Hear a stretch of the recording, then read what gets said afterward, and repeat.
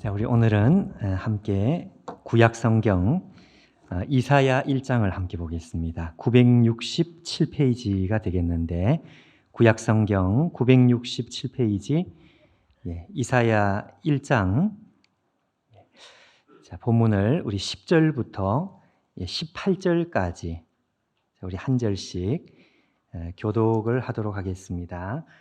자, 이사야 1장 10절부터 18절 제가 10절을 먼저 봉독을 하겠습니다.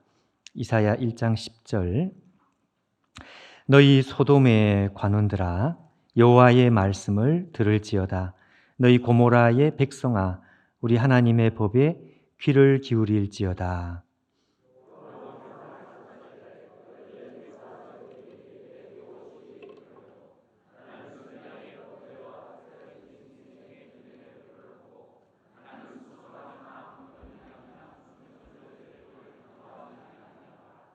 너희가 내 앞에 보이러 오니 이것을 누가 너희에게 요구하였느냐?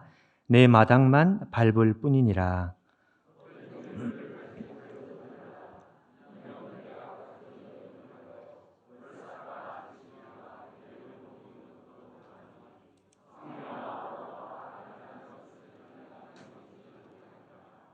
내 마음이 너희의 월삭과 정한 절기를 싫어하나니 그것이 내게 무거운 짐이라 내가 지기에 곤비하였느니라.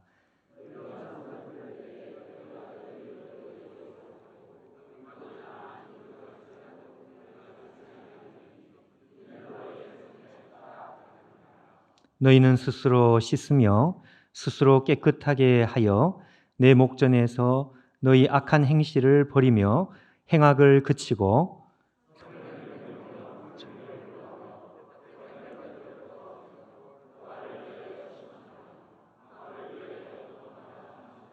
같이 읽겠습니다.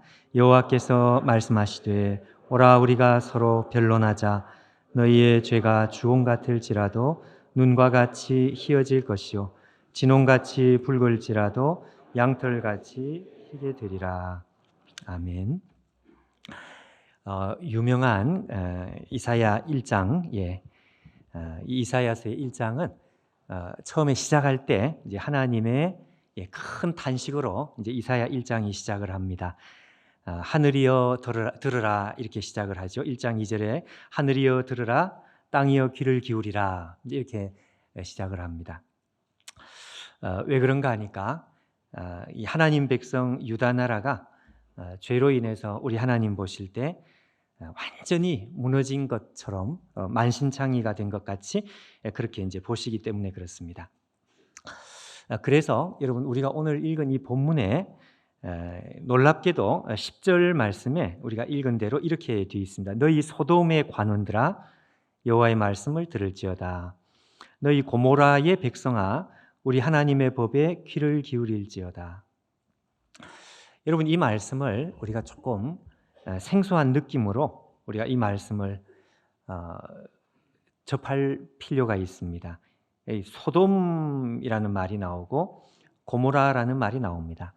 소돔과 고모라는 우리가 잘 아는 대로 이것은 죄로 인해서 불로 멸망을 받은 부패한 도시의 아주 대표적인 이름이 소돔과 고모라인데 이 10절 말씀은 우리가 정말 느끼기에 이게 너무 극단적인 그 표현입니다. 아니 아무리 그래도 예루살렘이 하나님의 거룩한 성 예루살렘이 그래도 소돔보다는 낫지, 소돔과 고모라보다는 낫지. 어떻게 이런 표현을 쓸 수 있을까? 여러분 우리가 이런 생각을 좀 해볼 필요가 있습니다. 극단적인 표현이구나 하는 이런 생각. 마치 여러분 우리가 지금 예배드리는 이 예배당을 향해서 누군가가 야, 이 교회는 꼭 무슨 룸살롱 같아 이러면 우리가 듣기에 대단히 불편할 것입니다. 아주 거북한 멀쩡한 우리 집 딸을 놓고서 누가 앞에 대놓고 당신 딸은 꼭 무슨 접대부 같아요 이런 식으로 이야기를 한다면 대단히 불편한 표현이겠죠. 여기 소돔과 고모라라는 표현은 이게 간단한 표현이 아니다 이것입니다. 여러분 이런 표현은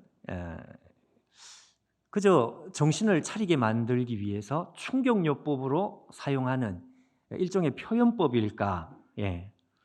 무슨 말씀인지 아시겠죠? 사실은 그렇지 않은데 그냥 정신을 좀 들게 하려고 실은 그런 게 아닌데도 이렇게 강한 표현을 쓰는 것이냐? 자, 문제는 그게 아니라는 것입니다. 실은 그렇지 않은 것이 아니라 실제가 그렇다고 말씀하고 있습니다. 여러분 4절 하반절 5절에 보면 우리가 그것을 알 수 있는 이 단순한 충격요법이 아닙니다. 4절 하반절에 이렇게 되어 있는데요. 온 머리는 병들었고 온 마음은 피곤하였으며 발바닥에서 머리까지 성한 곳이 없이 상한 것, 터진 것, 새로 맞은 흔적뿐이거늘 그것을 짜며 싸매며 기름으로 부드럽게 함을 받지 못하였도다. 자, 여러분 이 표현을 우리는 한마디로 표현하자면 만신창이 이렇게 말할 수 있습니다. 우리가 이 말씀을 보면 그렇구나. 앞에서 소돔과 고모라라고 했던 이 표현이 이게 단순한 충격요법 내지는 과장법이 아니었구나. 이걸 우리가 느낄 수 있죠. 머리에서 발끝까지 성한 곳이 없다 이렇게 말을 하고 있습니다. 하나님 백성은 그래도 소돔과 고모라보다는 좀 낫지 않겠나? 그렇습니까, 여러분? 하나님 백성은 소돔과 고모라처럼 될 수 있겠는가? 오늘 성경은 예스입니다. 예스. 예. 그러니까 하나님 백성은 좀 미안한 표현이지만 안 믿는 사람보다 더 악할 수 있습니다. 더 악하게 망가질 수 있습니다. 자, 우리에게 오늘 여러분 중요한 것이 뭔가 하니까 도대체 무엇이 하나님 백성을 이 지경으로 만들었느냐? 도대체 무엇이 거룩한 성 예루살렘을 소돔과 고모라처럼 만들었느냐? 도대체 무엇이? 근데 여러분 오늘 우리로 하여금 깜짝 놀라게 만드는 충격이 10절 말씀 그 다음에 나옵니다. 여러분 이 10절 말씀을 읽은 뒤에 우리가 무심코 11절부터 읽어 내려가면 안 되겠다 이거죠. 이 11절부터 나오는 이 말씀을 우리가 보면 도대체 무엇이 거룩한 성을 이렇게 만들었느냐. 근데 놀랍게도 말이죠. 하나님 백성을 이 지경으로 만든 것은 하나님께 드리는 예배였습니다. 예배. 11절을 한번 보시면 여호와께서 말씀하시되 너희의 무수한 재물이 내게 무엇이 유익하뇨? 나는 수량의 번제와 살진 짐승의 기름에 배불렀다. 나는 수송아지나 어린 양이나 수염소의 피를 기뻐하지 아니하노라. 자, 여러분 이 11절부터 이어서 12절, 13절 쭉 이어서 나오는 말씀은 하나님 앞에 드린 예배가 이 주제입니다. 무엇이 거룩한 성 예루살렘을 소돔과 고모라로 만들었는가? 정답은 예배였습니다. 예배. 이게 도대체 이해가 되지 않는 것이 예배라고 하는 것은 하나님 앞에 드리는 가장 거룩한 방편인데 어떻게 이 예배가 하나님 백성을 이렇게 타락시킬 수 있을까? 그러면 우리가 금방 드는 생각이 말이죠. 그럼 이 당시 유다 백성들은 예배를 그럼 안 드렸다는 뜻이냐? 그게 아닙니다, 여러분. 오늘 본문에는 예배를 안 드렸다는 말이 나오는 게 아니고 오히려 그 반대였습니다. 그 반대. 아니면 우리가 지금 말라기서를 새벽에 읽어 내려가고 있는데 그러면 이 유다 백성들도 말라기 시대 백성들처럼 저는 소, 병든 소 뭐 그런 예배를 드렸다는 거냐? 병든 걸로 하나님 앞에 드려서 예배를 잘못 드렸다는 뜻이냐?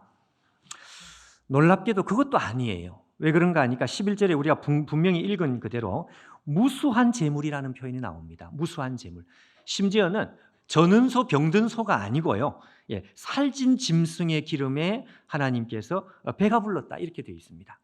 자, 그러니 예배의 형태에 이게 아무 문제가 없습니다. 겉으로 볼 때 유다 백성들의 예배가 문제가 있다는 생각을 누구도 할 수 없을 정도로 아무 문제가 없단 말씀이죠. 그런데 이 예배가 만들어낸 결과가 무슨 결과인가 하니까 16절에 이렇게 되어 있습니다. 너희는 스스로 씻으며 스스로 깨끗하게 하여 내 목전에서 그 다음에 너희의 악한 행실을 버리며 행악을 그치고, 옛날 우리 성경 번역에는 악업과 악행을 버리고 이렇게 되어 있는데, 분명히 겉으로 정상적인 예배가 악업과 악행을 만들었습니다. 예. 이걸 우리가 어떻게 이해를 하면 좋을까? 아니, 정상적인 예배라 그랬는데, 분명히 정상적인 예배라 그랬는데 그 정상적인 예배가 어떻게 악업과 악행을 만들 수 있느냐? 여러분, 이거 단순한 이야기는 아닙니다. 예.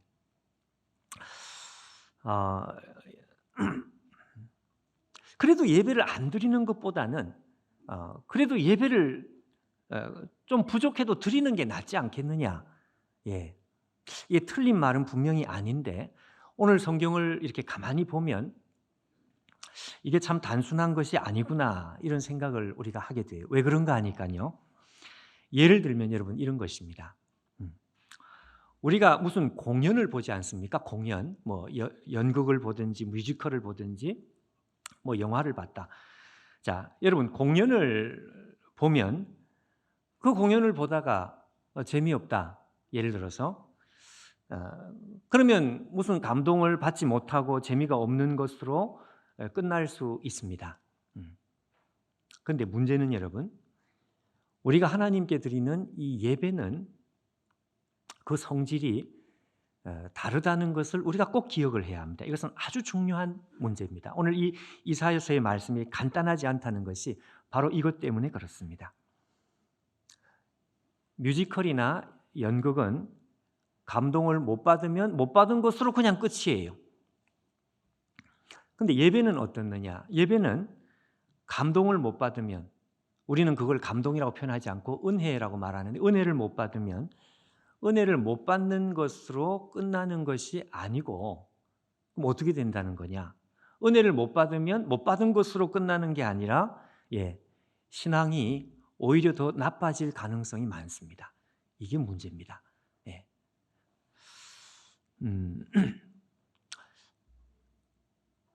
아니, 그래도 그럼 예배를 드리지 말라는 거냐? 그건 아닌데, 이 예배가 가지고 있는 아주 심각한, 어쩌면 아주 무서운 그 성격이 있다는 것입니다. 이게 이제 지난주에 우리가 나눈 말씀을 기억을 하면 이게 이제 좀 더 이해가 잘 되는데, 있는 자는 더 받아서 풍족하게 될 것이다. 없는 자는 있는 것까지 빼앗길 것이다. 이게 중간이 없어요.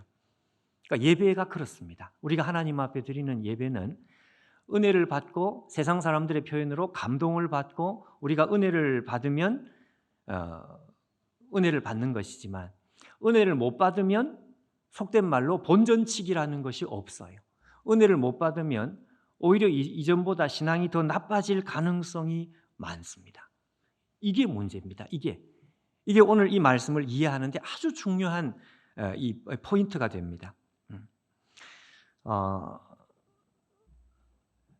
그래서 여러분, 이 악행이 만들어지는 이유가 바로 거기에 있는 것입니다.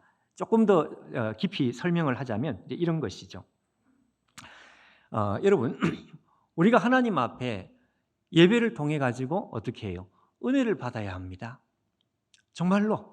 그리고 오늘도 내가 예배를 공치지 않도록 하나님 앞에 은혜를 받도록, 그렇게 우리가 마음의 준비를 하고 두렵고 떨리는 마음으로 예배를 드려야 되죠.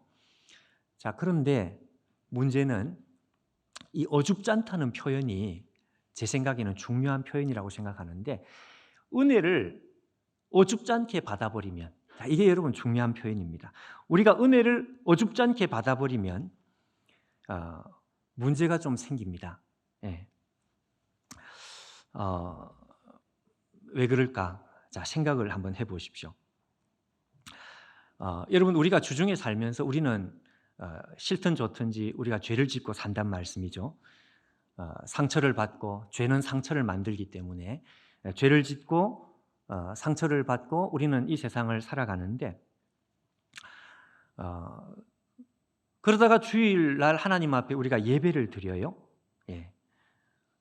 우리가 죄짓고 상처받고 그렇게 살다가 예배를 드리는데, 예배를 드릴 때 방금 말씀한 대로 은혜를 제대로 받는 게 아니고, 은혜를 어줍잖게 받아버립니다. 어줍잖게 받아버리면 어떻게 되느냐? 우리 안에 있는 문제는 하나도 해결이 안 되고, 우리가 가지고 있는 이 껍데기는 뭔가 하니까 불안의 이 마음, 찝찝한, 살아가는 찝찝한 마음들, 뭐 이런 것들만 없어집니다. 그러니까 죄 짓고 나서 하나님 앞에 내 죄에 대해서 우리 하나님 앞에 이걸 좀 꺼내놓고 하나님과 나 사이에 깨끗하게 씻긴 바 되는 이런 예배가 돼야 될 것인데, 그렇지 않고요.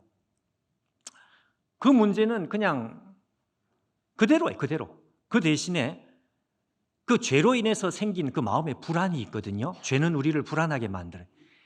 그 불안의 증세만 홀가분하게 만들어 놓습니다. 이게 문제입니다. 그러니까 어떻게 되는가 하니까, 이 죄 짓고 나서 죄 문제는 하나님 앞에 아무로 해결이 되지 않고 그냥 마음이 좀 홀가분해지는 거예요. 마음이 홀가분해진 거니까 그 다음에 내 마음대로 살아가는 데 있어서 오히려 더 탄력을 받는, 무슨 말씀인지 아시죠? 더 탄력을 받고 더 힘을 얻어요. 자, 다시 말하면 찝찝하고 무거운 마음으로 예배 온 것까지는 좋았는데, 찝찝하고 무거운 마음으로 하나님 앞에 내가 예배 드려야 되겠다, 그리고 온 것까지는 좋은데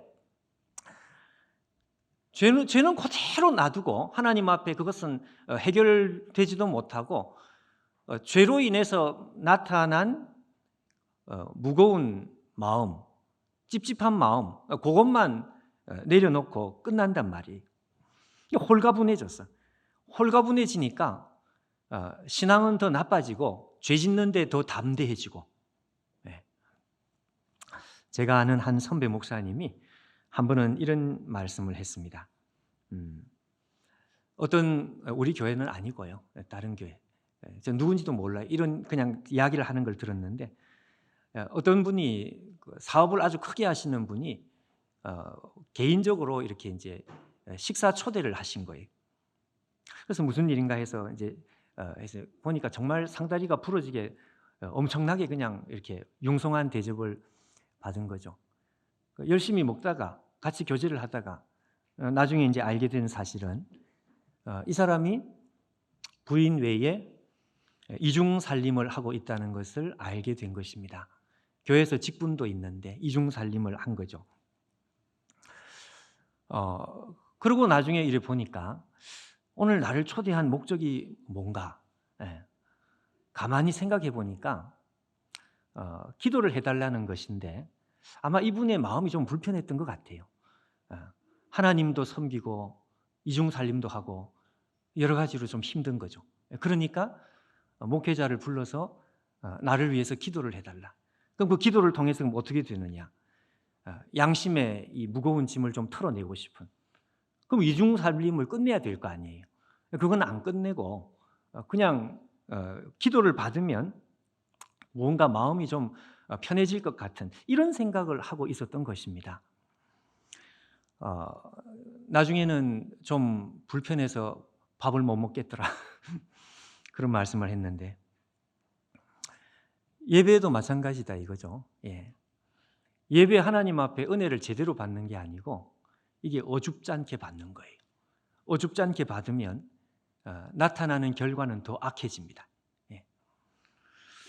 마치 여러분 우리 안에 몸속에 있는 염증이 있으면 이 염증이 약에 이렇게 접촉을 해가지고 약을 집어넣으면 그 약에 닿아가지고 염증이 치료가 돼야 되는데, 약에 닿는 게 아니라 그 약을 집어넣기 위해서 마취제를 쓰고 무슨 진통제를, 그 진통제, 마취제만 이게 효과가 나타나고 안에 있는 염증은 그대로란 말이에요. 그 마취제가 들어가니까 안 아프니까 예배가 끝나고 나서 마음이 홀가분해졌어요. 이걸 가리켜서 이 사람은 예배 은혜 받은 것으로 이게 이제 착각이 되는 것입니다. 나는 은혜 받았다. 왜냐하면 마음이 좀 가벼워졌으니까.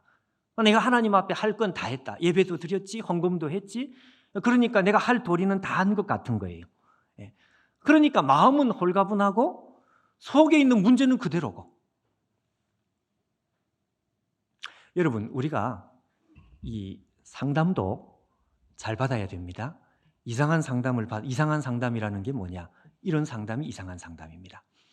그의 마음을 편안하게 해주는 걸로 끝나는 거죠. 그래서 함부로 위로하고 그렇게 하면 안 돼요. 이중살림하는 아저씨한테 그럴 수도 있다. 당신 힘내라. 그럼 어떻게 되겠습니까, 여러분? 제가 보기에 이건 제일 악한 것이다. 그냥 막 머리가 그냥 뚜껑이 열릴 정도로 잘못한 것을 분명히 그 면전에 대고 지금 말을 못하면 정말 편지를 쓰든지 아니면 기도를 해주든지 이렇게 적어도 그 말을 하면 안 되죠. 그런 위로를 주면 안 되죠. 그 위로를 주는 것은 그 사람이 가장 원했던 것인데. 자, 여러분, 제가 왜 이 이야기를 하는가 하니까 이걸 잘 보자는 것입니다. 이사야서가 우리에게 보여주는 것은 일종의 여러분 악의 사이클입니다. 악순환의 사이클입니다. 그걸 말씀하기 위해서 오늘 이걸 설명을 하는 거예요. 생각해 보십시오. 죄를 졌습니다. 하나님 앞에 예배를 거기까지는 좋았어요. 예배를 드리고 어줍지 않은 은혜를 받는 거죠. 그 어줍지 않게 받은 그 은혜가 치료가 아니고 이게 마취제가 돼가지고 마음이 홀가분해져요. 마음이 홀가분해지니 어떻게? 더 용기를 내고 지멋대로 사는 것입니다. 더 용기를 가지고 지멋대로 살다가 마음이 무거우니까 그 다음에는 하나님 앞에 오는데 재물이 좀 더 많아져요. 예물이 좀 더 커져요. 그러고 나니까 위로를 조금 더 세게 받아요. 위로를 조금 더 세게 받으니까 어떻게? 지멋대로 하는 그 용기가 더 커지는 거죠. 그러니까 이전보다 지멋대로 사는 삶이 더 담대해지더라. 가면 갈수록 더 담대해지더라. 제가 지금 말씀하고 싶은 것은 다른 게 아니고 성경이 말씀하는 것은 악순환의 사이클이다 이거죠. 악순환의 사이클. 악순환의 고리가 연결되어 있어가지고 예배를 드리고 나왔는데 더 악해지고 더 죄를 짓고 더 악해지고 더 죄를 짓고 더 하나님의 은혜를 찾고 근데 그 은혜가 아니고 어줍지 않은 은혜 그런 은혜를 찾고 이게 지금 뭔가니까 악순환의 사이클인 거예요. 사이클. 악순환의 고리가 형성돼 가지고 빈익빈 그리고 부익부 지난주 우리가 말씀한 대로 이게 사슬이 돼 가지고 이 사람이 여기서 헤어나오지 못하도록 그런 사이클 속에 이 사람이 사는 것입니다. 유다 백성들이 이 지경이 됐던 이유는 바로 이것이었습니다. 단순히 예배 때문이다 이게 아니고요.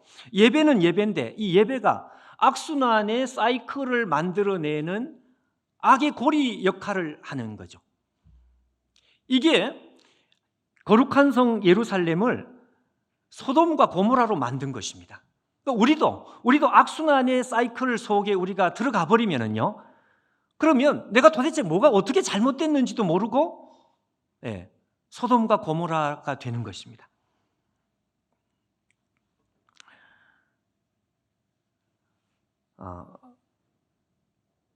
여러분 이거 중요한 문제 아니겠습니까?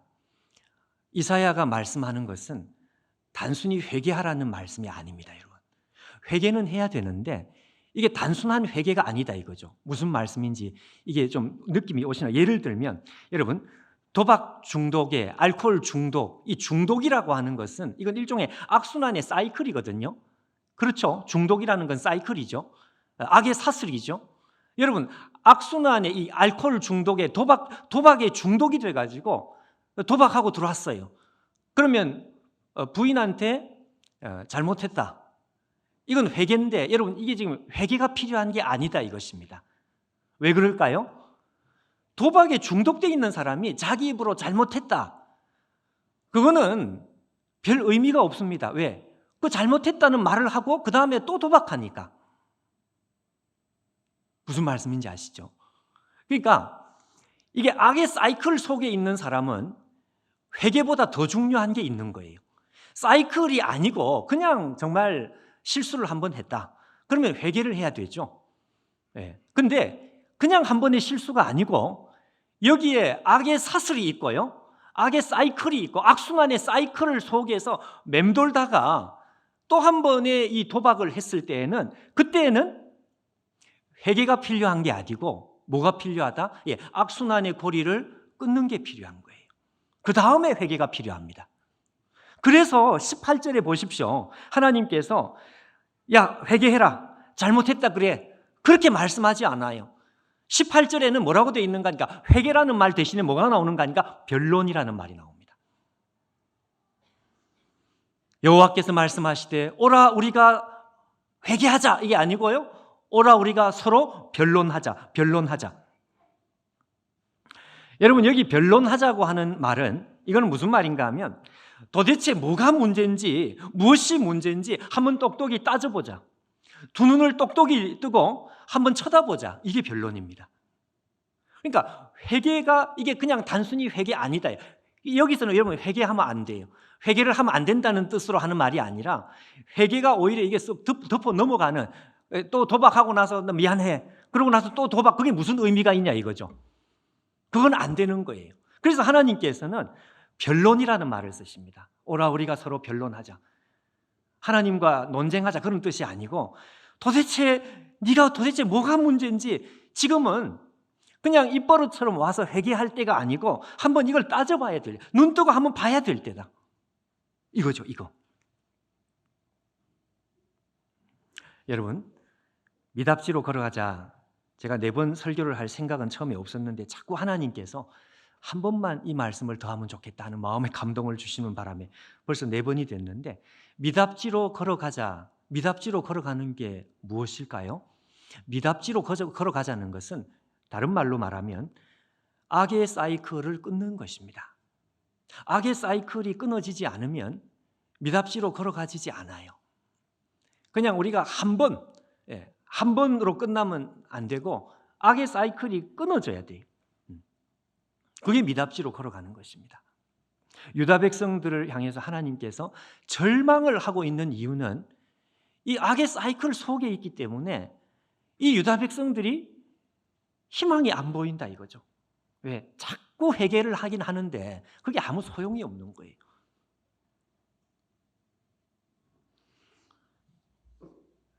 정신과 치료하시는 분들 가운데 불안장애라는 것이 있습니다. 불안장애를 치료하는 전문 이 의사 선생님이 이런 이야기를 하시더라고요.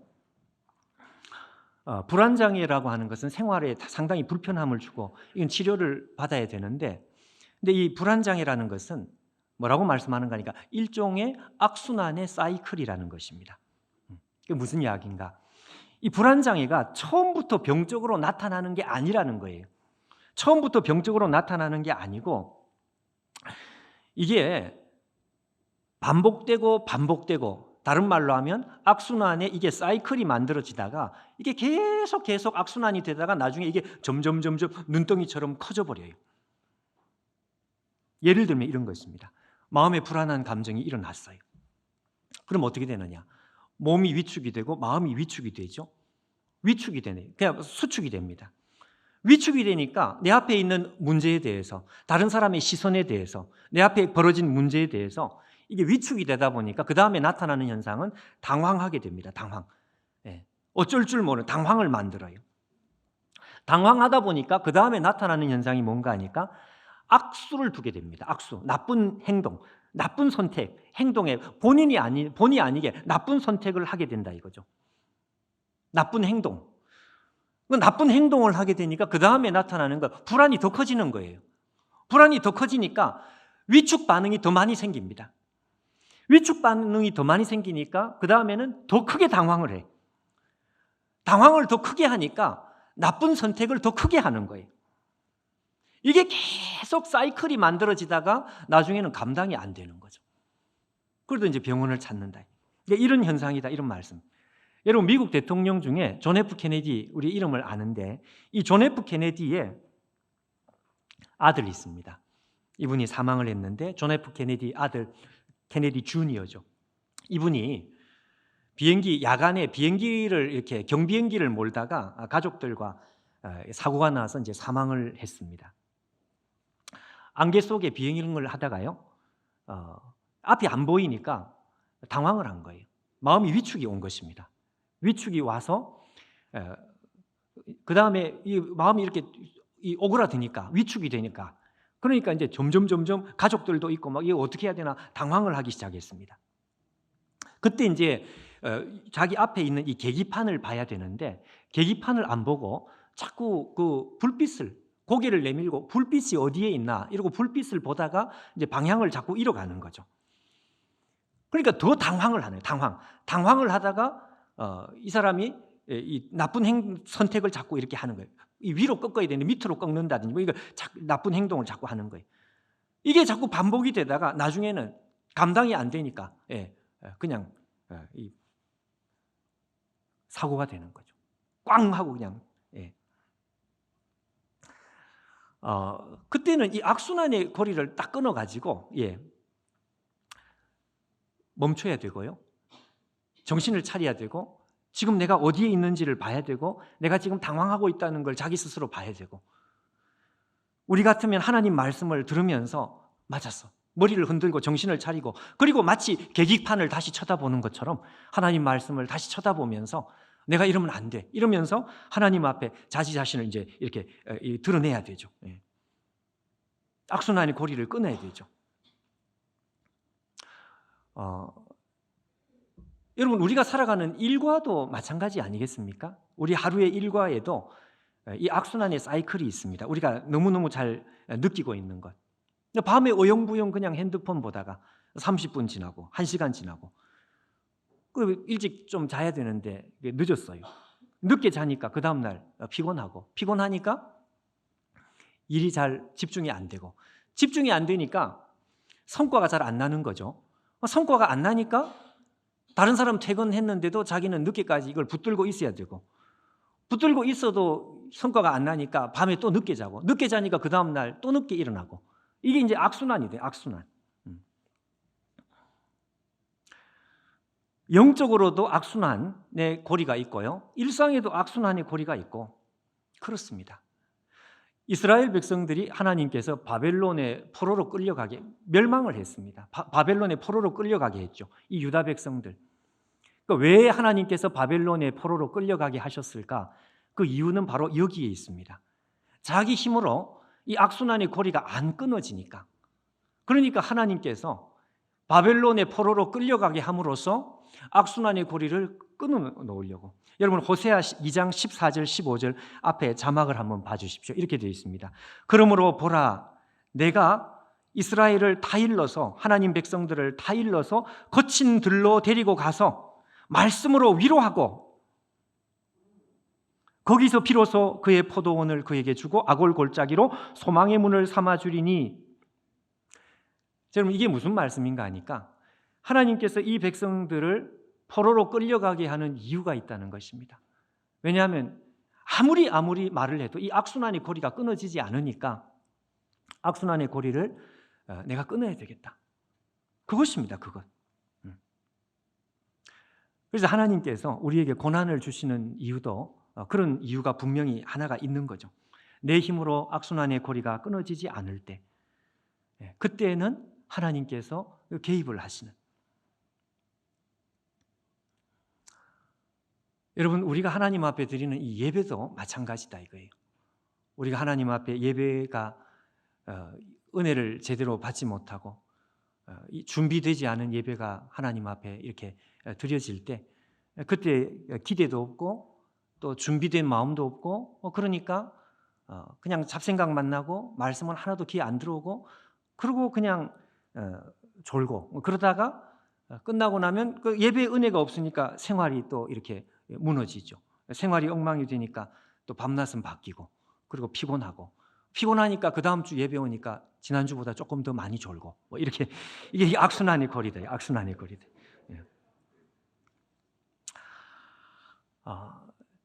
여러분, 우리의 노력이라는 것은 이게 작은 것이 아닙니다. 우리가 하나님 앞에 몸부림치는 이 노력은 이게 작은 것이 아닌 이유가 뭔가 하니까요, 우리의 작은 시도는 악순환의 고리를 끊어 놓을 수 있는 아주 결정적인 노력이 것입니다.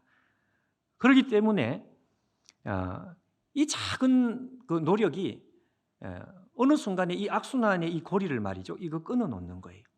그러니까 마치 그 뚝에 구멍을 하나를 내면 이 뚝에 구멍 하나 낸다고 무슨 일이 달라지겠나? 그러나 작은 구멍을 하나를 냈는데 이게 악순환이 되지 않고 점점 이게 구멍이 커져가지고 나중에는 그야말로 이 악순환의 고리가 정말 끊어지는 거죠. 그래서 지난주에도 그런 말씀을 했지 않습니까? 우리가 빈익빈 부익부의 현상 때문에 우리가 하나님 앞에 몸부림치는 이 작은 노력이 절대로 이게 작은 노력이 아니다. 그걸 하나님께서 축복하시고 그 축복 가운데 우리의 작은 노력이 결국은 이 사슬을 끊어놓기 때문에 결국 우리가 하나님 앞에 달라지게 된대요. 달라지는 이런 일이 일어난다는 것입니다. 여러분, 우리가 살아가는 인생을 가만히 멀리서 한번 정말 산꼭대기에서 우리 인생만이 아니라 이 세상에 살아가는 모든 사람들의 인생을 한번 멀리서 한번 조망하는 느낌을 가지고 한번 쳐다보십시오. 가만히 보면은요, 이 땅을 살아가는 사람들은 어떤 큰 사슬, 무슨 이 악순환의 사슬 속에서 그냥 살아가는 것 같은 그런 느낌을 받습니다. 몇 살이 되면 어떻게, 몇 살이 되면 어떻게, 몇 살이 되면 어떻게 하다가 나중에 몇 살이 되면 이렇게 사망하는, 이 어떤 이 큰 사슬에서 벗어나지 못하고 그렇게 한평생을 살아가는 것이 사람들이 그냥 휩쓸려가는 인생이란 말이죠. 휩쓸려가는 인생.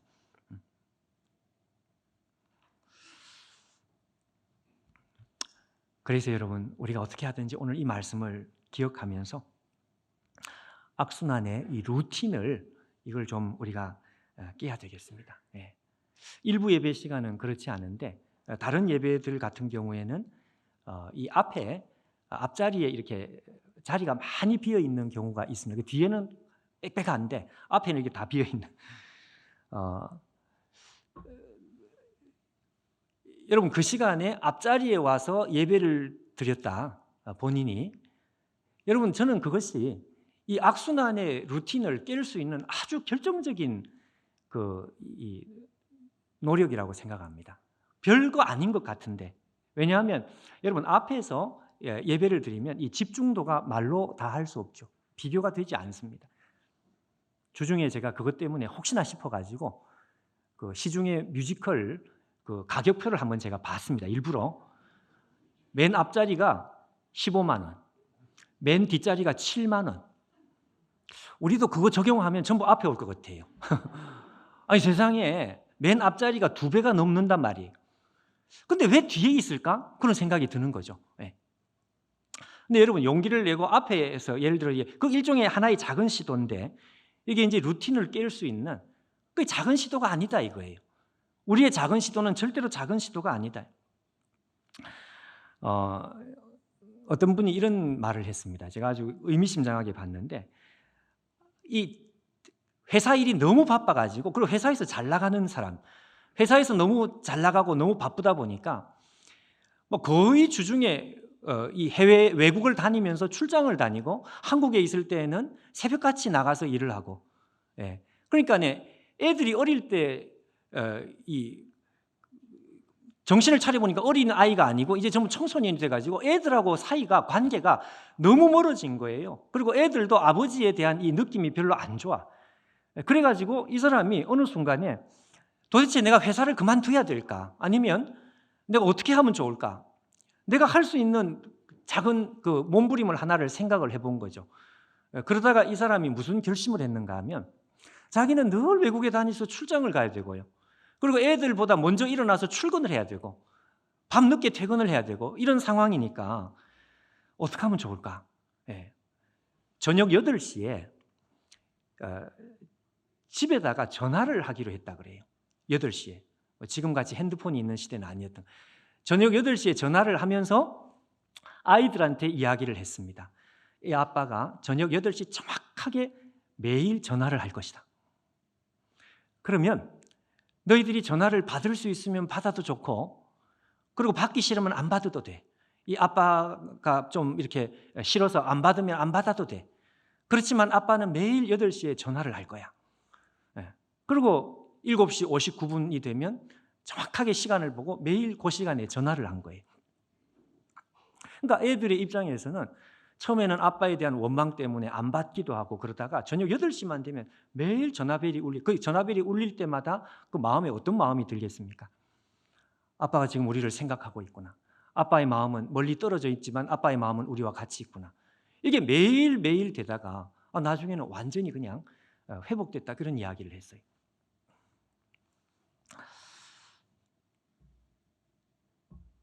어떤 여성도 그런 비슷한 이야기를 했습니다.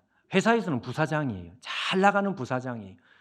근데 딸이 하나가 있는데 이 딸하고 이야기할 시간이 없는 거죠. 그 딸이 이 엄마에 대해서 가지는 이 마음에 불만이 이만저만이에요. 그래서 어떻게 하면 좋을까? 그러다가 도시락에다가 매일 쪽지를 하나를 넣은 거죠. 한마디 적고 쪽지를 넣고. 이게 몇 달이 지나고 나서 드디어 딸이 고맙다는 쪽지가 이렇게 왔습니다. 제가 이걸 보면서 무슨 생각을 했는가 하니까, 그렇구나. 방법이 없는 게 아니구나. 마치 하나님과 우리 사이의 관계도 그렇구나. 예. 여러분, 우리도 하나님 앞에 시간을 정해놓고 매일 똑같은 시간에 우리 하나님의 이름을 진심을 다해서 부르면 그렇게 되지 않겠습니까? 루틴은 깨지게 되어 있습니다. 문제는 뭔가 하니까 우리가 악순환의 고리 안에 있다는 사실조차도 모르고 사는 게 문제인 거예요. 그러니까 유다 백성들의 문제는 다른 게 문제가 아니고 자기들이 이 헤어나올 수 없는 이 고리, 이 안에 갇혀 있다는 사실, 그걸 모르는 게 문제였습니다.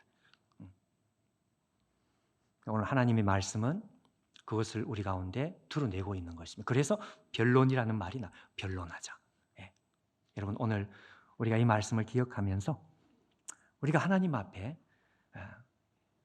내 안에 습관적으로 아니면 신앙적으로 우리의 예배든지 무엇이든지 우리의 가정 안에서 내가 정말 그 안에서 익숙해져 가지고 헤어나올 수 없는 어떤 루틴이 이미 형성이 되어 있어서 내 마음대로 어떻게 하기가 어려운 것이 있다면, 여러분, 오늘 이 말씀을 가지고 기도를 하십시오. 그리고 하나님 앞에 지혜를 구하십시오. 나와야 합니다. 반드시 나와야 합니다. 안 나오면 어떻게 돼요? 그렇게 살다가 죽는 거예요.